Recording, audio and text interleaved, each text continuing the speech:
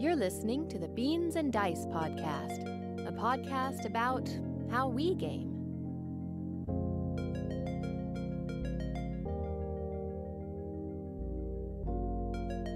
Hey, folks. Good evening. Happy Thursday, everybody. Happy Thursday. Welcome back. Beans and Dice podcast. I'm Carlos. I'm Rob. And tonight, we're back with our live viewer call-in show to see how this goes. We're having fun with it. I'm having fun with it. Oh, yeah. It's a blast. To me, it's not too terrible. Yeah. I mean, we're just chatting. We're doing what we do. We're talking about board games. So, I mean, that's awesome. And then if we get some people who call in and want to introduce us to some new ideas, some new games, that's great. We can talk to people, introduce people to some new stuff. That's what it's all about. Yep, you might hear some background noise because we are here at Studio Bean. We just got finished playing a game of Iwari. Yep. Our buddy Patrick brought it over. William came over. Barry came over. We all played some Iwari. Yep. So they're still finishing up some games over there, but we figured we'd jump in on the live stream. Yeah. See what's going on in your world, how you guys are doing. Absolutely. To talk about games that you're playing. And I think today specifically, we want to talk about what's on your wish list. Sure. Right? What games are you looking for? Coming up on the holidays, that's a good timing for that. Maybe drop some hints around the house. Yeah, so today's episode is going to be live call-in show. Yeah, there you go. That's about what's on your wish list. So what we want to do is I'm going to put up the phone number on the screen. Actually, Robert, this time I've actually got... on the screen. Look at that. I put a phone number on the screen for y'all. Big move. 813-618-7099. I mean, I'm getting high-tech on this. Yep. We're going to be on for the next hour. We're going from 9 o'clock to 10 o'clock Eastern Standard. So you call it any time over the next hour. We're going to, again, chat a little bit just about some stuff that we've been up to. And then anytime we get a call, we'll stop the chat and we'll jump over to the caller. Yep. I'm going to go ahead and open up the phone lines now because that'll give time for folks to call in. So let me go ahead and turn off the end, and we are open now. We'll see if the actual get any callers or not. Awesome. So phone lines are open. 813-618-7099 is the Beans and Dice phone number. So Robert and I will just chat up on what we've been up to. I think we'll just start with the most recent topic that was Iwari. Iwari, yeah, let's just jump right into that. You've got it. So I've got it pulled up here on the BGG page. Oh, on the screen. So just a quick couple stats. Iwari is a 2020 release, although Patrick reminded us that it was a Kickstarter, I think late. I think he said October, November-ish of 2019. So if you got it Kickstarted and you got it delivered right away, you may have got it at the end of 2019. But it's just recently, I think in the last month or two, has rolled out to retail. So it's just now becoming available. It is hard to find. There's been a lot of good buzz about it. So, I was trying to find it. It wasn't easy to find. Yeah. So I know a lot of shops are sold out. A lot of places are sold out of it. So you can get lucky and pick it up somewhere. But according to BGG, it's a 7.7 on the rating. It plays 2 to 5 players. It says about 45 minutes. We played a game with 5 and a game with 4. And I don't think we went 45 minutes. Probably not. Definitely not the first game. It was actually kind of interesting, and you pointed it out in the 5-player game. I guess 4 of the 5 were learning the game, basically. Right. But that game actually went really quick, and I think it was because people didn't quite know how the game operated. They didn't know the inner strategies to it. So people were just kind of playing cards, playing light. We went around the table. And in the 5-player game, I'd say we played probably in about 40, 45 minutes. We then reset it. One dropped out. Barry went home, and then we played 4-player. I think the 4-player probably took an hour because we really started thinking about what we were doing and really got into the strategy of it.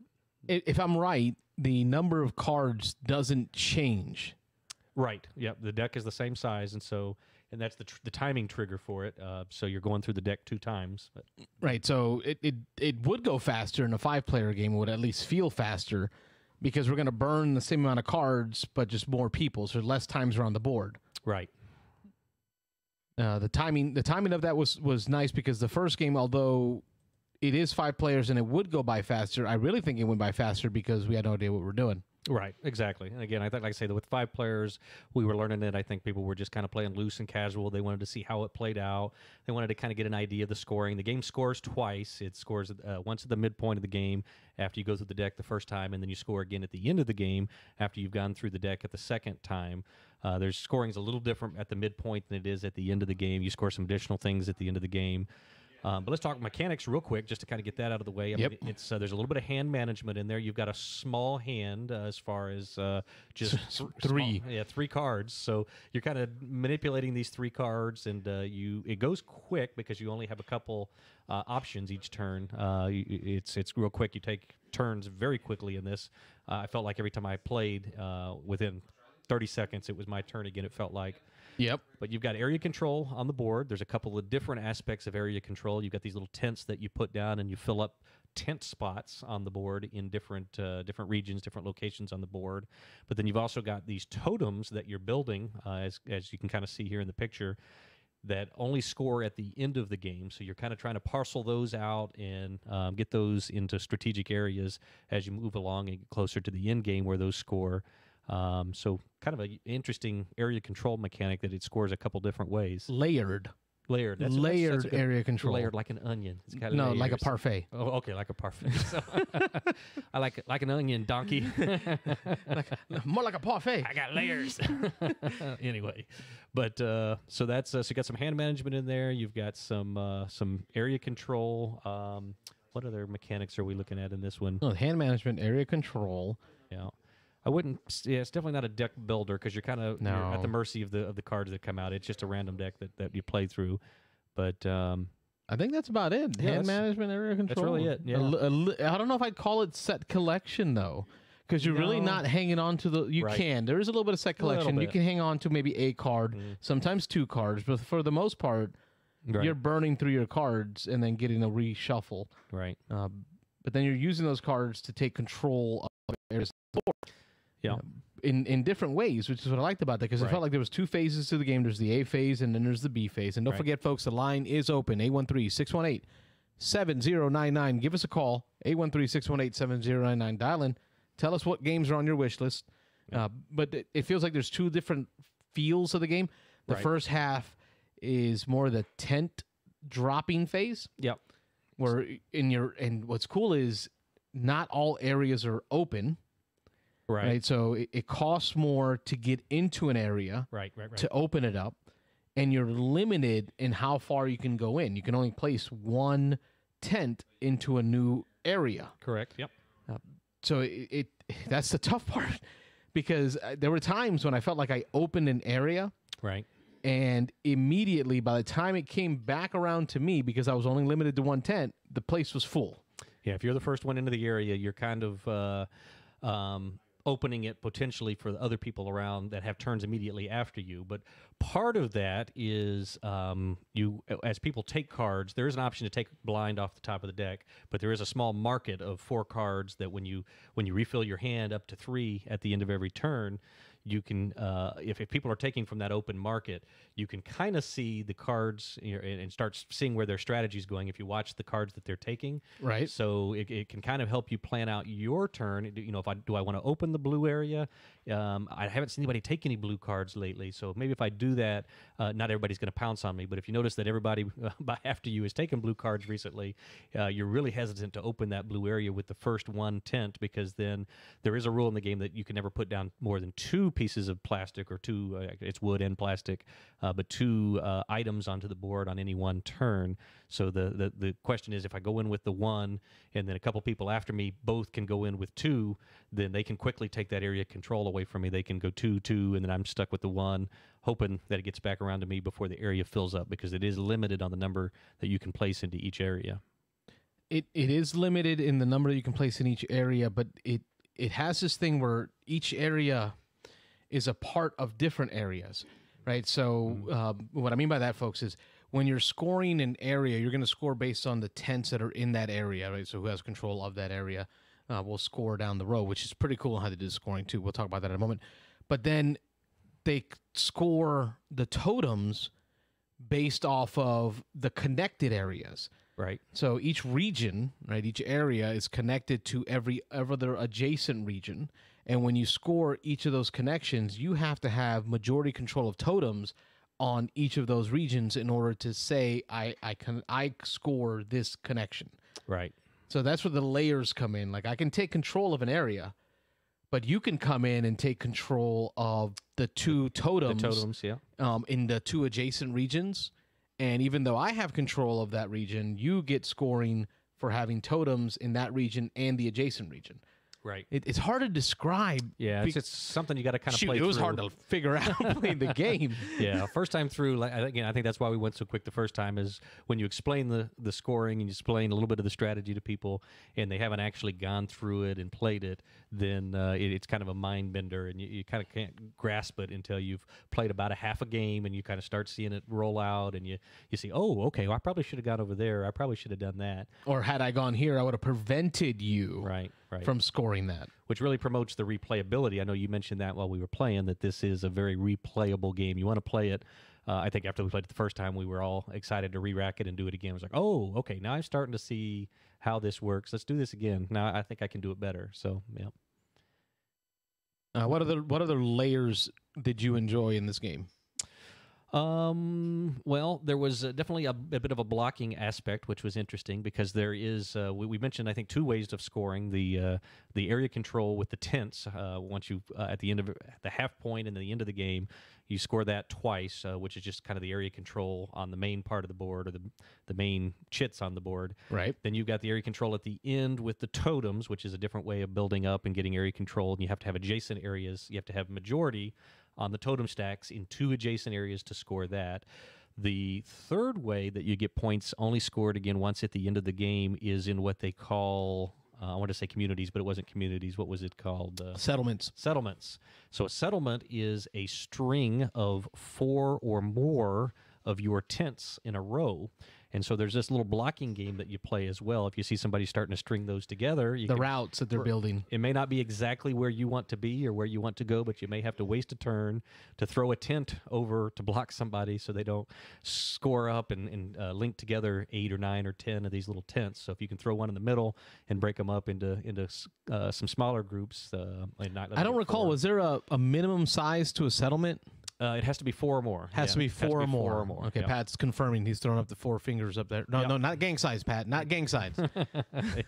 Yeah, it had to be 4 or more. So it's 1 point for every tent in a connected community. I guess would be the best way to say it. I kept explaining it during the game as a straight line, but it doesn't have to be a straight line. I think we've got a caller. Branch. All right, let's check this one out. Let's hit it. Let's see if I can figure this one out here. Hello, caller. Are you on? Nope. All right, looks like we lost him. Lose the caller? Oh, maybe we didn't answer quick enough. No, maybe we didn't. We were so engrossed in that conversation about settlements. Well, hopefully they'll call back and we'll get them right back on. So, yeah. But, yeah, it was a fun game. I mentioned before that this was my first play, although I had watched a couple videos, including a playthrough on it in a review video. So I had a pretty good idea of how it worked. I kind of knew before we started that it wasn't going to be my favorite game. It feels like a puzzle. It's definitely abstract. The theme is kind of pasted onto it, and it is kind of a big puzzle. It's kind of a big blocking each other and trying to stop each other from getting too much control. Which isn't my favorite type of game. So, but for what it does, it was definitely a solid game. It was a good game, and this was a re-implementation, re-skinning with a couple of changes from an old game. Looks like we got a caller coming in. Let's see if this one works this time. Awesome. Hey, caller, calling Beans and Dice podcast. Hi. Who's calling? Where are you calling from? This is Daniel Cervantes, a.k.a. the Christian Adventure Gamer. No way, my man Daniel. Hello. Hey. Rob, Daniel's one of the guys I've subscribed to for a while now on YouTube. Awesome. So I watched Daniel do his thing with his daughter in where is it, Indiana? Yep, we're in Warsaw, Indiana. Warsaw, Indiana. I haven't heard of that one. Yeah. So we got to put that one on. We got to get a map, Robert. It's yeah. Yeah. It's the orthopedic capital of the world. Oh, really? Okay. I've had many hip surgeries, so maybe I should move there. Yeah. I think you own part of that town, probably. Well, thank you for calling in. Hey, our topic today is what games are on your wish list. However, you always have the right to take our topic, deviate, throw it away, and give us your own. What you got going on, Daniel? Well, actually, the game that I'm hoping to get for Christmas is the Lost Ruins of Arnak. Oh, me too. Yeah. So it's kind of on my wish list. I have several new games that I'm actually trying to get to the table. Like I just recently got in the Dwellings of Eldervale. Oh, that's another big one right now. I think I heard about that one the other day. Who was that? Nick Oben, didn't he just get it? Yeah, he's Dwellings got it. of Everdale? He does, yep. They had the miniatures, little bit miniature pieces in there, but it's not a miniatures game. Yep. Mm-hmm. Right. Nope, it's a worker placement. Worker placement. Yep. Yep, I've seen a lot about that one. It's getting a lot of buzz lately. I'm showing up on a lot of review channels and a lot of sites. I'm seeing lots of good stuff about it. Yeah, but then you got the Lost Ruins of Arnak. Yep. That is on my list. Yep. Yeah, and what's the? I actually was at a local game store and I picked up the box, and it's actually pretty heavy. Like I didn't expect it to be. Yeah, there's a lot of bits in it. From what I understand, I think it's mostly wooden bits, but I've got a few pictures of it here off the BGG site. But this one's a brand new one. This one just rolled out probably within the last month or two, right? I think the first time I heard about it was on the Secret Cabal podcast. Okay, yeah. They gave it such deep accolades. I mean, they loved it, and they're not a big heavy Euro type gaming group either. Yeah, I don't think I've heard anything bad about this game yet. I've seen, like I say, a lot of press on it, a lot of reviews, and actually it's showing up on a lot of people's top 10 lists here at the end of the year. So this is one we definitely gotta try to get to the table. It says 1 to 4 players. It says about 30 minutes per player, so it looks like it scales depending on how many people are playing. Hey Daniel, how much was it selling for at the shop? If I remember correctly, I think they had it for a price tag of $45. Oh wow, That's not bad. That's not bad at all. Yeah, it's not bad. Yeah. I hope that one comes. What else is on your wish list? I mean, that one's definitely on mine.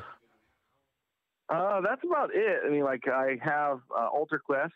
That's kind of a hot one. I'm trying to get that one to the table as well. Oh yeah, for sure. Things are kind of crazy for us. Like my wife works at Aldi. I'm not sure if you guys have an Aldi down in Florida. Yeah, we recently got within the last few years we started getting them, and they've been fun. Yeah, one just opened up close to me. Yeah. Yeah, and so because of COVID and everything, her work schedule's crazy. Like people are missing from work, so she has to go in and stuff. And she's a shift manager, so it's like we have 3 young kids, and so I'll be at home watching them, and I can't really do much on the table. Oh yeah, you got to find you. Well, yeah, I was gonna say solo game, but not even that. No. And Daniel, I find you to be more of a thematic gamer, right? Like I've seen you really focus more on the theme type games. What makes you want to get Ruins of Arnak, right? Because it's called a Euro game, right? And I actually really like Euro games.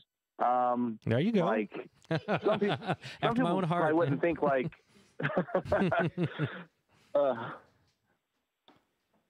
Yeah, this one. Lords of Waterdeep, that one's kind of a Euro-style game, and I really like that one.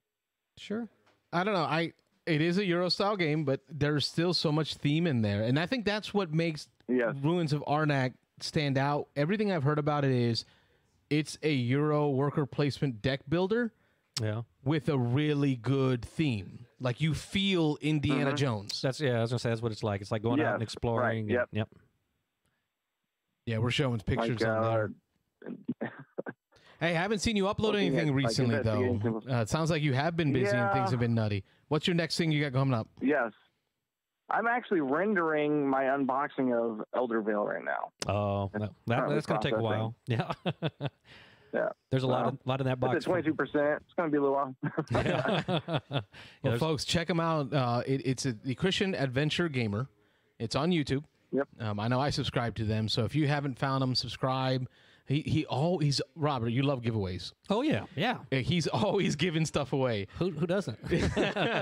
Now Robert tends to win the giveaways. I'm not as good as Rob when it comes to winning. Yeah, I've won a few. But, did you ever give away? What was that game? It took like 7 or 8 tries to give it away. Oh my gosh. Oh, Cthulhu Death May Die. Cthulhu, oh my yes, goodness. Cthulhu Death May Die. Like.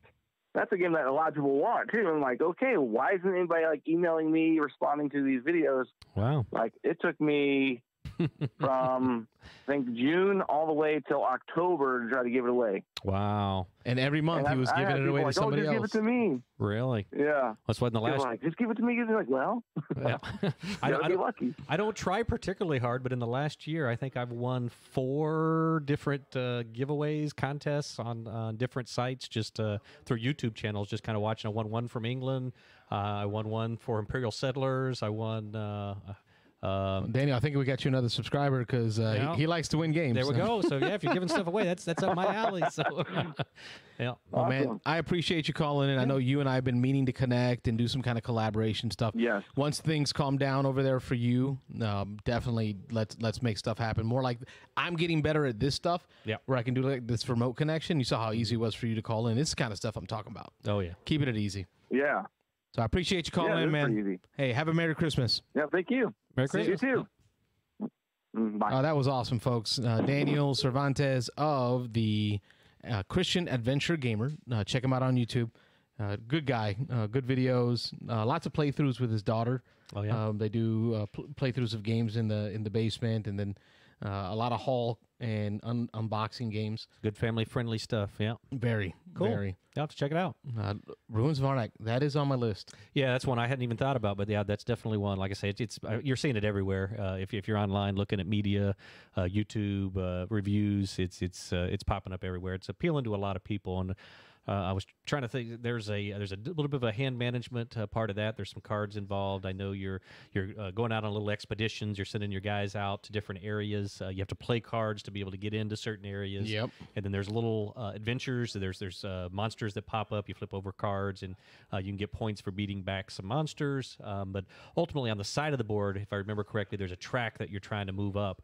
And as you move up the track, you get more and more stuff. And yeah, there's a strategy. You have two meeples, two pieces. You're pushing up this little track on the side of the board, and as you push them up, you have to do them in a certain order. But so it's thinky from what I understand, but it's a lot of people are enjoying it. And I'm okay with that, right? Like I think about Terraforming Mars, right? You know me, I'm not a big Euro player. Yeah. Terraforming But Mars. if the theme is done well, meaning the Euro actions that I do help move themey things forward, I feel like I'm simulating doing whatever that activity is, and that's when I begin to enjoy it.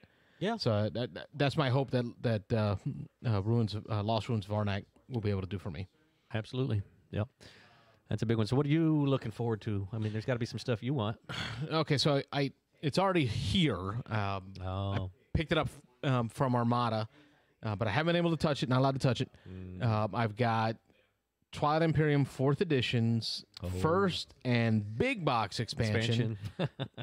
Prophecy of Kings, I believe is the way it's Sounds called. right. Prophecy of Kings. Zeno's already been able to not only get it, he's actually been able to play his copy. Right. So he already got a game done with his, and I'm still here. I know my wife has it. She's wrapping it up and she's putting it away. I also got the book, the novel that came with it, Into the Void, I think it's called. Okay. So it actually, there's like a really thick novel. That's the one that goes into all the different races and civilizations. Yeah, and I'm okay. hoping that's going to be like a Star Wars-y feel, maybe with different races and factions, or maybe even Honor Harrington style, where it's different civilizations attacking each other and all the politics involved. I enjoy those type of sci-fi books that include like politics. Expanse, right? The Expanse show. Not familiar. Not sure if you're watching it, but I know what it is. I haven't watched it. No. Oh, what? Yeah.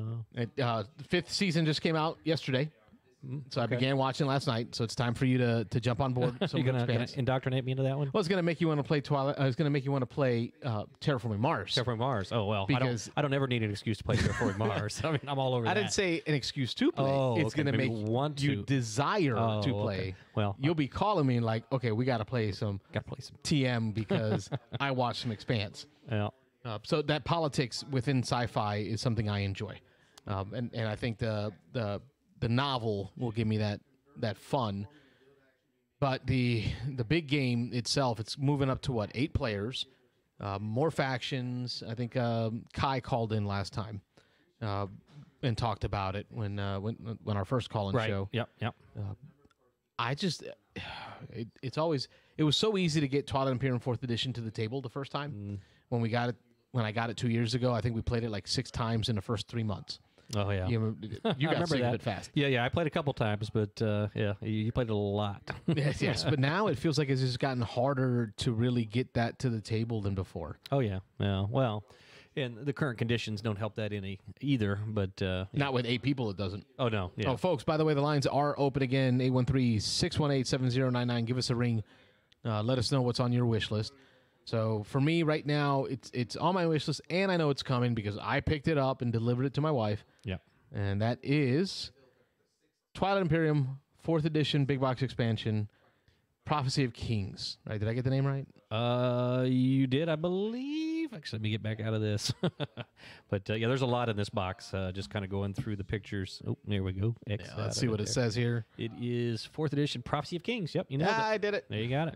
Yep. FFG fanboy right here. Yeah, that box is almost as big as the starter, as the base box, which is huge. Dang near as expensive. Oh yeah, yeah. It was $100. I was gonna say it was 80 or so. Yeah, 80, $100. It was dang near $100. Well, what was the game itself was what, like 120? 120. Yeah. So, yeah. Hopefully you're doubling your content there.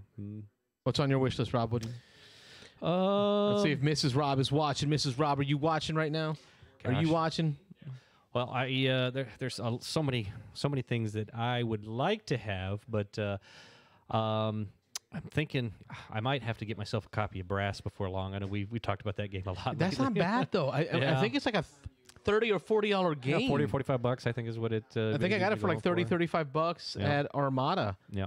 So that's not a bad wish. Yeah, well, that's I know it seems like everybody's got it recently, or several people in our group have it. So usually when that's the case, I don't feel the need to go get a game.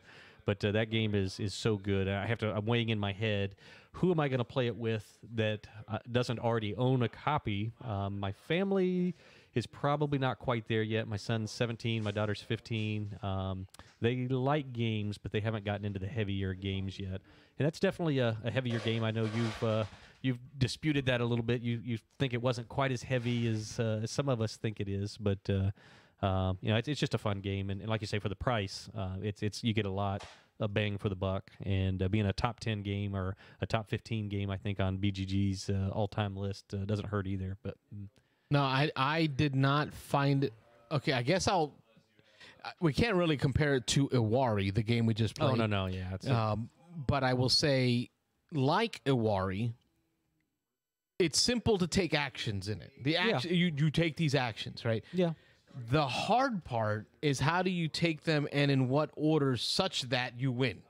Right, and there are a few wonky rules with placements of some things that, once you've played it once or twice and you iron that out, that's not so much a problem anymore. But there's, again, there are some things that aren't quite as intuitive about how you get coal versus how you get iron and some of the markets things on where things come from or where you're allowed to take from. And some of that's not quite intuitive, although, again, when you got into the theme and the history, and history of it, it made a little more sense. It clicked. Yeah, that's for sure. So, but that's a really good game. I don't know what else. To be honest, I started a list yesterday at home. And I'm drawing a blank now. But I started making a list of games that I want to play. Right. For me, I guess the next thing on my wish list, which I will likely fulfill on my own, is going to be a GMT game. Okay. So GMT does a lot of those war games. That fits your alley there. But it's a card game, and so it's not like a tabletop war game with.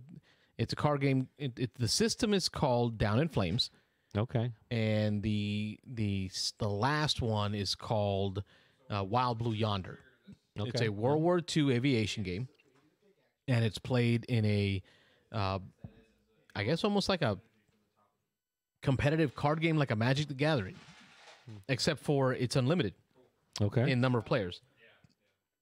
So each player is going to have an element. An element consists of a plane, which is your plane, right? And then a wingman to help you. And then you're going to get a hand of cards that's going to be dictated based on the performance of that plane. So the horsepower and the performance of that plane will dictate how many cards you can hold in your hand. Your altitude will limit that.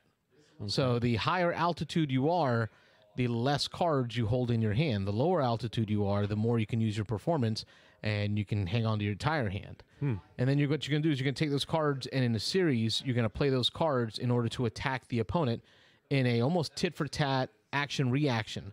So I might play till we start with facing each other, right? So our planes are facing each other, and that indicates a neutral position. So our literal planes on cards are facing each other. We're in a neutral position. My goal is to get advantage on you so that I can fire on you. So I'm going to play a card like a loop, because I'm going to do a loop on you to get advantage on you, right? Sure. And then you're going to react with a card of, no, throttle out, which cancels my loop, so I don't get to take advantage of you. But then I'm going to hit you with a scissors maneuver, And if you're not able to react to that maneuver, I then take your card and turn it sideways. So now the front of my plane is facing the side of your plane, indicating advantage. Sure. Yeah. So now I can actually play cards to fire on you. And if I further push the maneuver, I'm now, your card's facing backward, mine's facing forward, and I'm tailing you. Sure. So now I get bonuses to my attack. And at that moment, I start playing my cards. I get like 5 cards in my hand on average. Now I'm playing attack cards that are in my hand, right? Where you can react to those, right? So I might come at you with an attack, and then you have something that reacts and cancels it. But if you don't, then you start putting damage into your plane, right? And then after I'm done playing all the cards that I'm able to in my hand or that I desire to, I then draw back up and end my turn, and now you get to come back at me with the cards that remain in your hand to try to change that position, right? So now you've got to get yourself out of a tail, so you might do a barrel roll to get yourself back into a position of disadvantage. Sure. And then you might do another maneuver to get back to neutral, then you got to try to do a maneuver to get into advantage on me to start firing. So it's this back and forth, fast back and forth action. What's the name of it again? I'll pull it up here real quick. It is called Wild Blue Yonder. Okay. Is the last one that came out with. Down in Flames is the name of the series because it's been going on since 1993. Okay. So this one says it was a 2017 release. Oh, we got a caller here. Okay. Let's take a peek, and we'll come back to Wild Blue Yonder. Let's see. Hey, you're calling Beans and Dice Podcast. State your name and where you're calling from. This is Nick Huben Hey, Nick. from Wesley Castle, Florida. It's my buddy, Nick. How you doing, Nick, man? Thanks for calling in, man. You got Hey, happy Rob and birthday. I just rambling on about stuff, and we're looking for people to call in, and you always make that happen. I appreciate that. Yeah. I'm here for you guys. It's all about we get the kids down, and then it's like, hey, man, I'm just looking at my board games. Oh, that's right. The guys are on. Let's do this. Awesome. Yeah. No, first and foremost, by the way, I do not own brass, Rob. So if you're okay, looking, not everybody. If you're looking for some, Yeah. if you're So looking there's for someone to play with. There you go. Yeah. If you're looking for someone, that doesn't own it and Cool. want to play, yeah, there you go. There you go. That's perfect. Yeah. See, sold. So now you have an excuse. No, I've got a Cult of the New, which is no longer new, but I never picked it up, and actually I don't think many folks in our group did. Surprisingly enough, for how popular the game was, and that is Everdale. Oh, yeah. Oh, geez, super I can't even think of 2 people that have that. I know Mike Lorenzo has it. I believe they have a copy at the game shop over at Your Turn. Well, that's a given. Yeah. And that's the 2. That's the 2. Yeah, I think that's about it. Yeah. Is that your wish yeah, list? Is that your wish list game, or is that a game that you got in?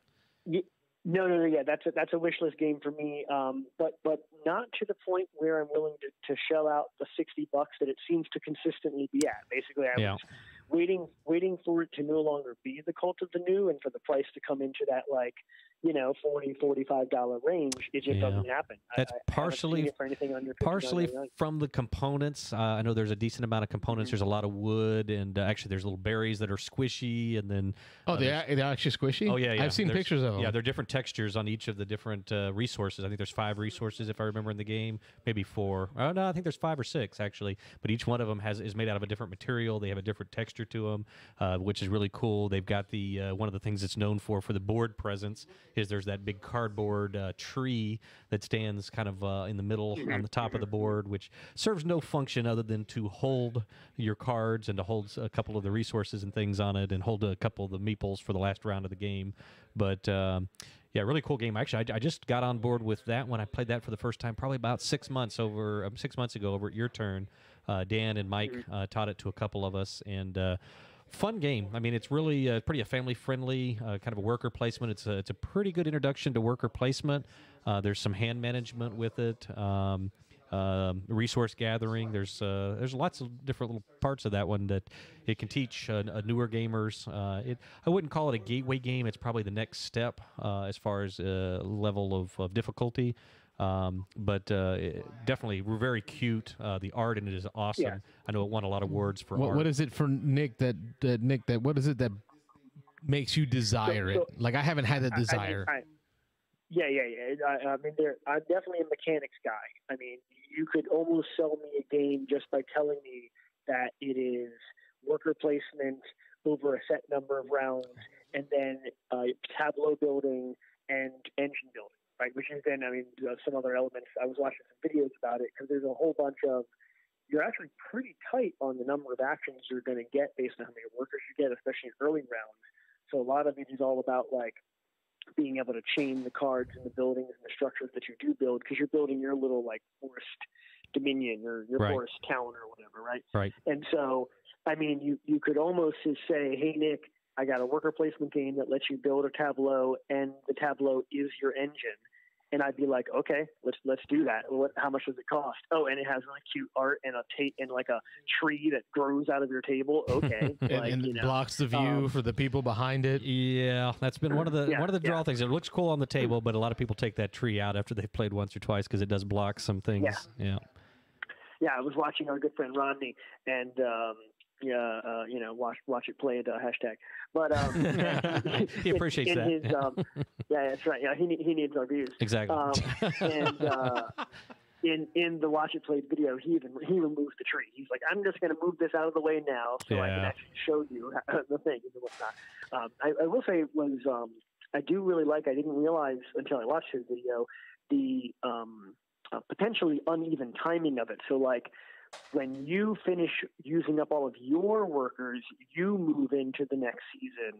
But Carlos may actually have an additional action. Like if he's got another resource worth and he can play a card, he may not move into that next season until after you do. So like, it's neat, and I like that element too, as far as worker placement games. Where it's kind of like Tapestry, where we each move into our phases at different times. A little bit, although if I remember correctly, it's been a little while since I played. I think you actually move through the seasons together, because I know at the end everybody gets their last meeple at the same time, but I know there was a season that I finished before everybody else, and I went over and started setting up another game. Yeah, you and I went and played something else. while they were finishing that season. So yeah, everybody moves through the four or five, I think it's 4 seasons. Yeah, it's obviously 4 seasons. As you move through those 4 seasons, everybody actually makes the jump to the next season at the same time, but like you say, depending on how you play it and how you combo up your cards and things, you can be done way before everybody else, and then and then wait for the rest of them to move on. Yep, but very cute game. Sorry, go ahead. Yep.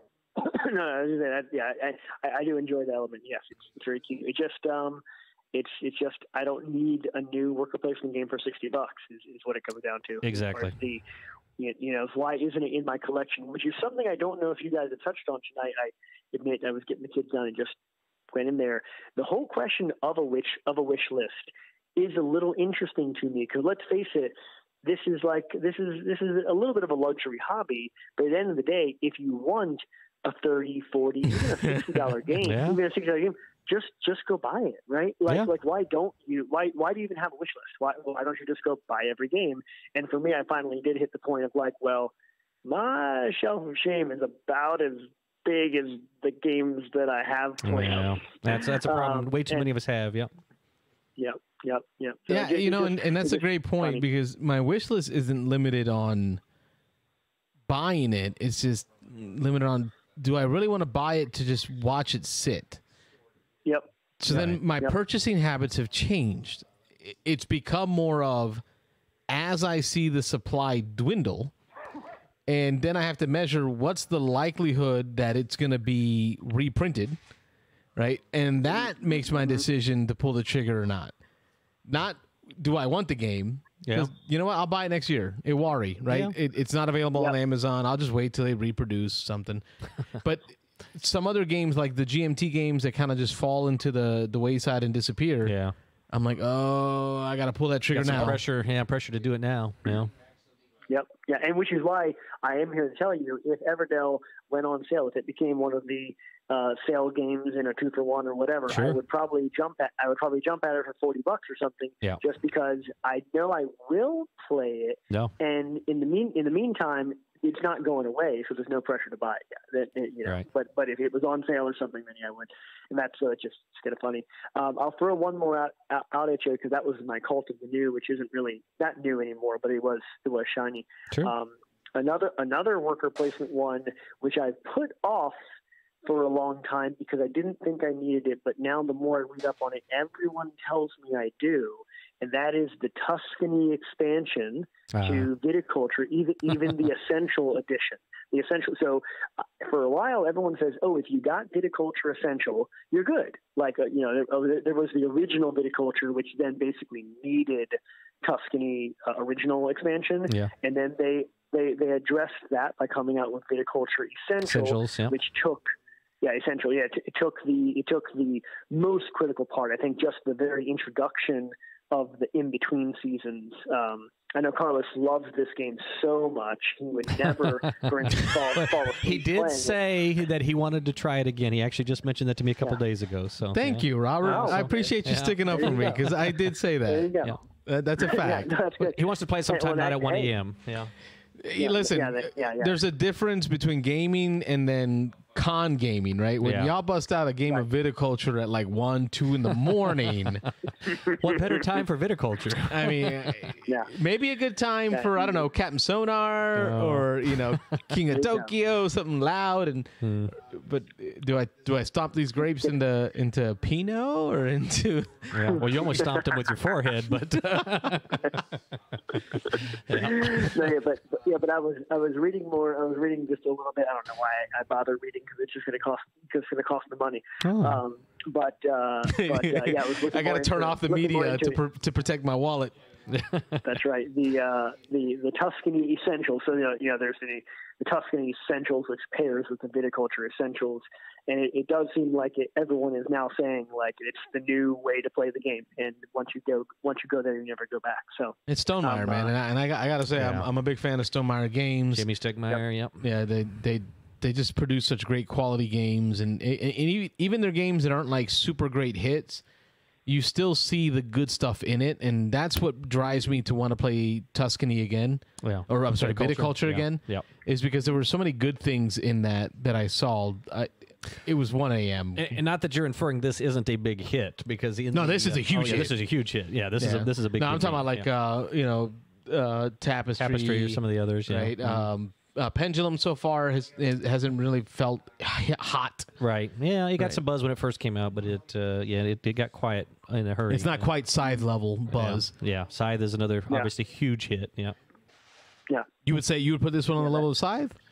It depends on what you're looking for. Very, very different games, but both awesome experiences. Yep. All right, well, Nick, you're going to have to host me again on Viticulture. Yeah. You got to come down to the studio, man. You haven't been down here in a while. Yeah. And I know we're a full, 30 minutes south of you, so I know that's pretty far. No, I can make it happen. Only 25.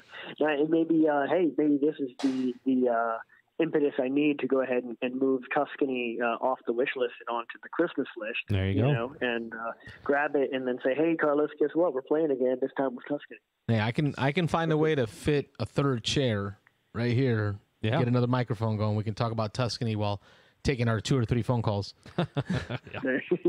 Warsaw, Indiana. We added that one to the list. Yeah, 2 Indianas in 2 weeks. Yeah, crazy. Well, Nick, I appreciate you calling in and sharing your games. We will see you soon, I hope, for some gaming. Once we get past the holidays, all the busy stuff. And thank you. I just got in the mail a copy of your family's Christmas card. So, you're very welcome. For all of you that didn't get one, right? Sorry about y'all. That's right. Yeah. Rob is getting his tomorrow. Tomorrow, in person. Gloomhaven. While we do Gloomhaven. Gloomhaven Marathon tomorrow. Yep, 11:30 to 5. Yep. All right. Well, you guys can talk about that one on the next one when you join us up here in studio or down here in Studio B. We'll see you, man. Have a Merry Christmas. Yeah, you too. Thanks, Nick. Bye-bye. All right, folks, that opens up our lines again. Our lines are open again.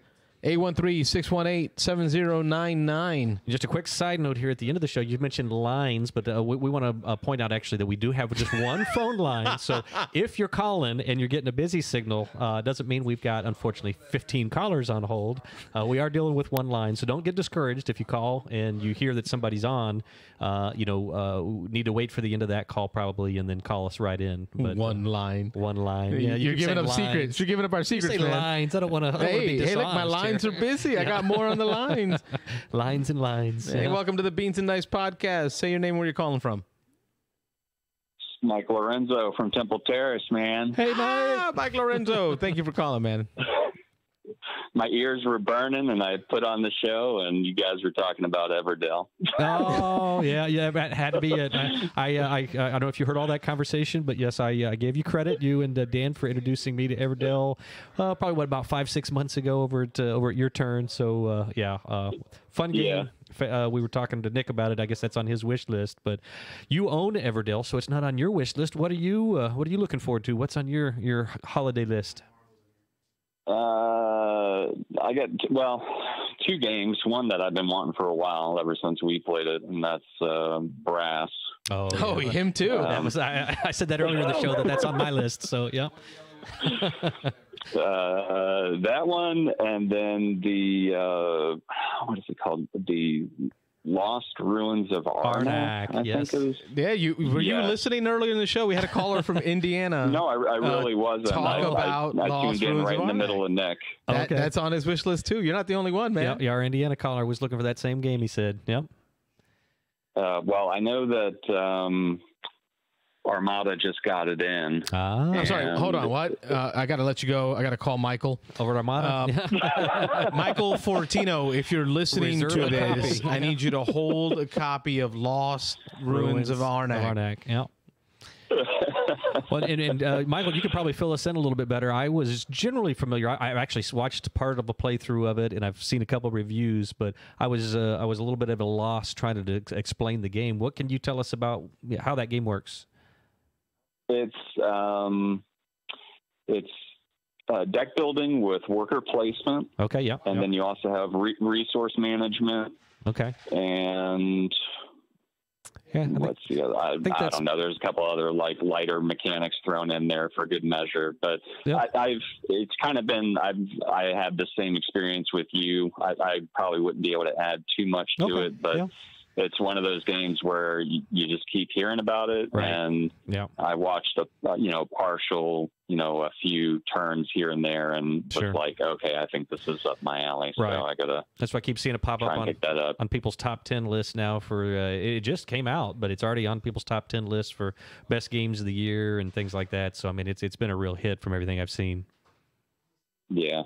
Yeah, I keep hearing Indiana Jones, right, and and I see the artwork, and that's right. So I guess Michael, you and I have, and in our play styles, you and I would have very different reasons for desiring this game. Yeah. What's your reason? What brings it to you? What are some of the things that you're looking forward to hoping that it fulfills for you? Well, I mean, the 2 main mechanics are some of my favorites. So you've got deck building, which is probably near the top of my list, and then you have worker placement, which how many great games have worker placement out there? That's it's a pretty strong combination. I mean, and don't get me wrong. If you put all our games together that were worker placement, we could probably, fill a warehouse, fill a cafe with them. Yeah, I mean, we could do a whole series on them in last month. Exactly. Yeah. Exactly. So, it's just another. It would be another game to add to the list, but also touching on kind of what Nick was saying there earlier about you look over and you've got your own shelf of shame or shelf of opportunity, however you want to look at it. Yeah. That's so sweet. And it just keeps growing, so I'd like to get through considerably more of my games that I haven't touched yet. Yeah. And I have been learning games. I played how do you pronounce it? Flamme Rouge for the first time. Yeah, sweet. Good game. That game was. You had 2 years of high school French on this? 4 years. Thank you very much. 4 years. Go ahead. Hit me with Flamme Rouge. Okay. Fla. Yeah. So I've got plenty, and I have plenty of Kickstarters coming in.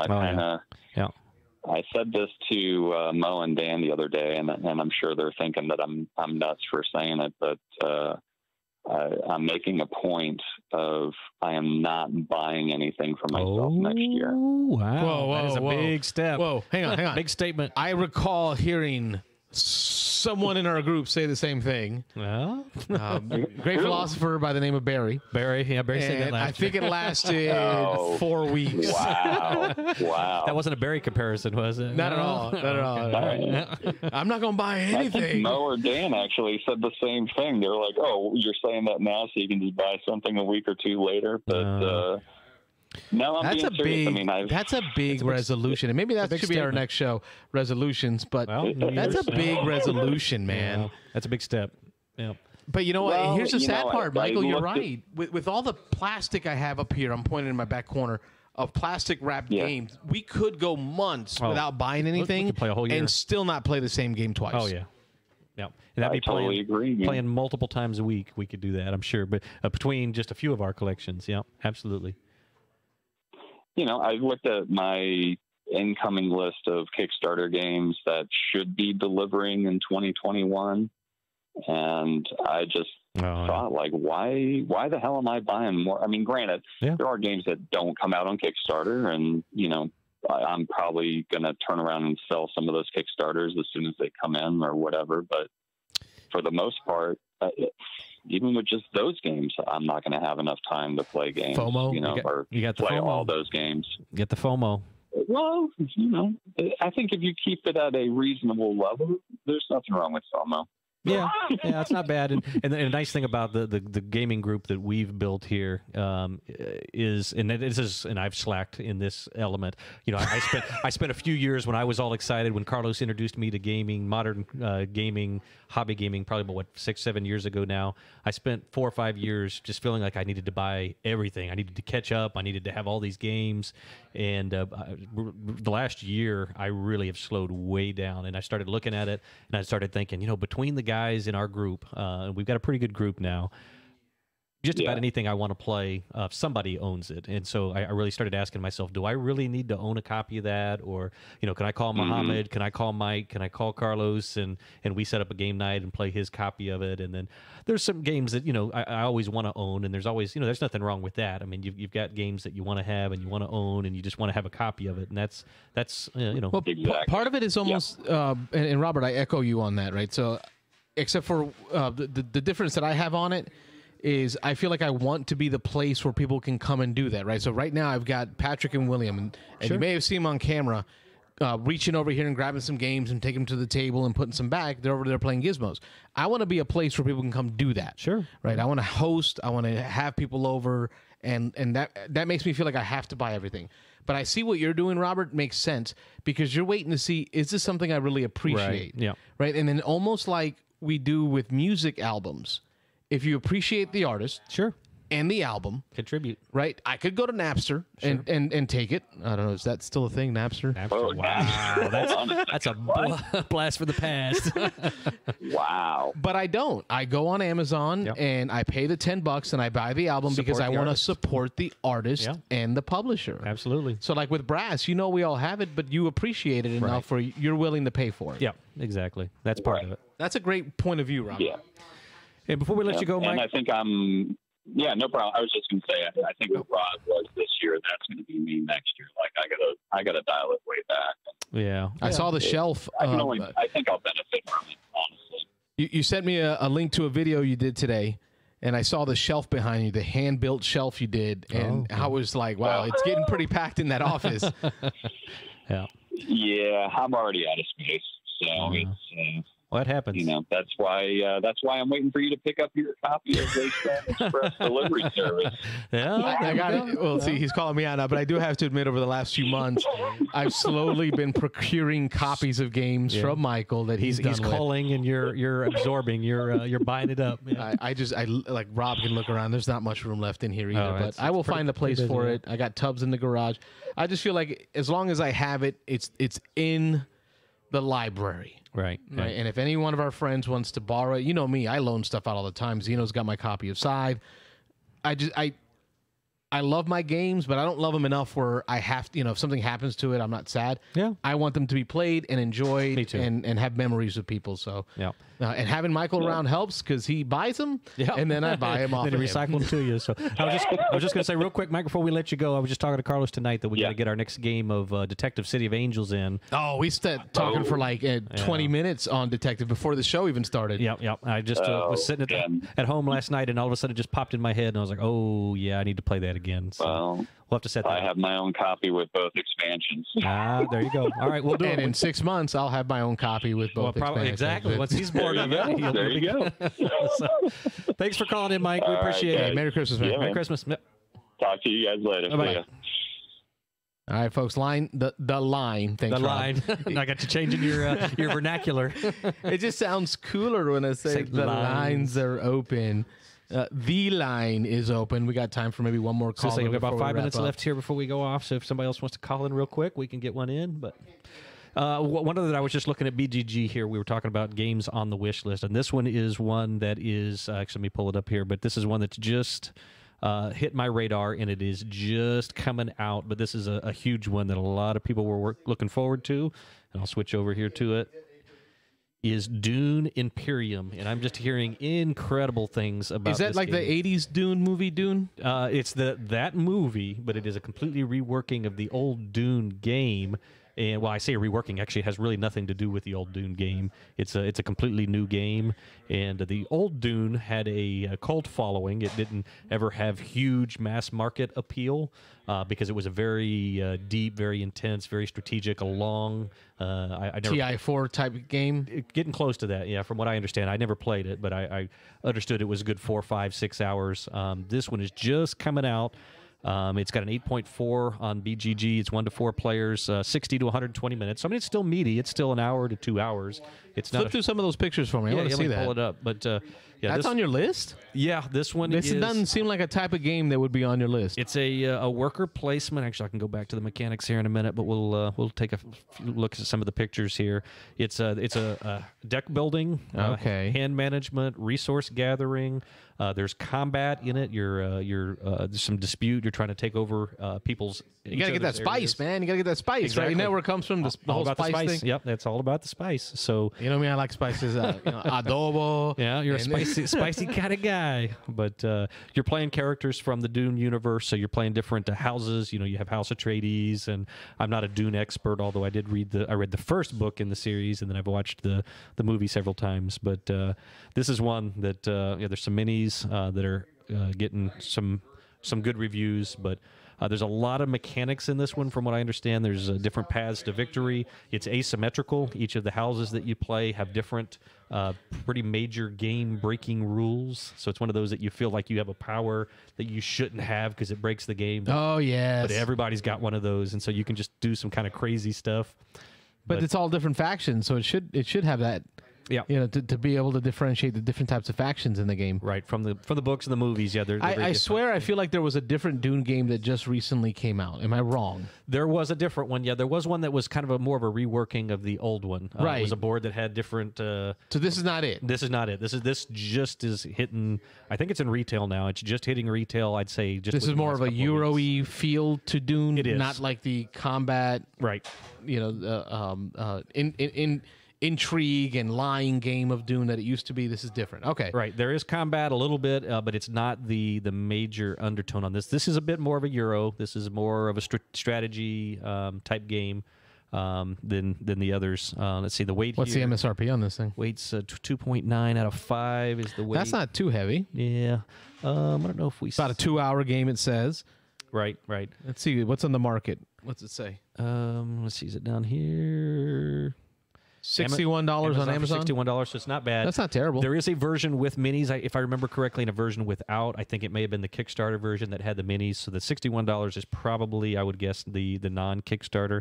It says on the Geek Market it's $50. So yeah, that would probably be the pared down version. There is, like I say, a deluxe souped up version of it that's got some better components and things, if I remember. But again, this one's new. I'm just seeing the press on this one, and it's already kind of a must play. It's another one of those that it's just about everywhere I look now online. I'm seeing reviews of it. I'm seeing people do playthroughs of it, and it's getting really good reviews. So I'm really looking forward to trying that one out. But that's hit my wish list pretty quick here. Well, we're at the end of the hour here. Yep. I'm going to go ahead and shut our phone lines. Shut that lines. We'll shut the lines down. We'll shut the lines down and save them for the next time. Cool. And that's the tough part with the next time, because the next true time that we would normally do this would be on a Thursday night. Yeah. And that is Christmas Eve. Yep, 24th, yeah. So I really don't think that's going to happen. Nope. Christmas Eve is not going to happen. But I do want to do this again. Okay. And I don't want to miss too much. I know that you and I both will likely not commit to doing Christmas Eve. Right. Yeah. But then there's Thursday, the following Thursday. When is that? Is that New Year's? Thursday would be, is that New Year's Eve? I think New Year's is on a Friday, so that would be New Year's Eve. Yeah, and we tend to get the families together on New Year's Eve. Yeah. So if we can put that together and make that happen, we could maybe do a little game night. I doubt anybody would call in, though. Yeah, that might be tough at 9 o'clock. You guys put in the comments, are you looking for a show? Do you want us to would you like us to just move it to a different day instead of keeping it just on Thursday? But I know for a fact we will be back the Thursday after New Year's. So we'll definitely make sure we're going to do that. But we can fit one in, even if it's not on a Thursday. Maybe a we'll Saturday after advertise Christmas or yeah, something. something like that. Because I know we get the families together, the kids play, and then we can just sneak off and at least have a conversation and see if anybody dials in. I've got So make sure you put ring the bell on your subscription so that when we do post up the next one, which will be more of a random day because the holidays, get that notification. You'll get that notification. Absolutely. So great show again. Yeah. You know what? When the callers call in, it makes it fly so fast. Yeah, time flows by. It makes it so easy. So we really do want to say we appreciate all of you that called, and do not be afraid to call in every week. I mean, if you become a regular on the show, that's you. That's awesome. It's there's nothing but space and opportunity between you and me. Yep. So fill that space, call in, become a regular, and if other folks want to dial in, well, dial in too. Awesome. So thanks, Robert, for joining me again. Thanks for having me. I'm Carlos. I'm Rob. Beans and Ice Podcast. We're a podcast about how we game. Thanks again for watching, folks. Thanks, everybody. Have a good night. Thanks for watching the Beans and Dice Podcast. Don't forget to like and subscribe.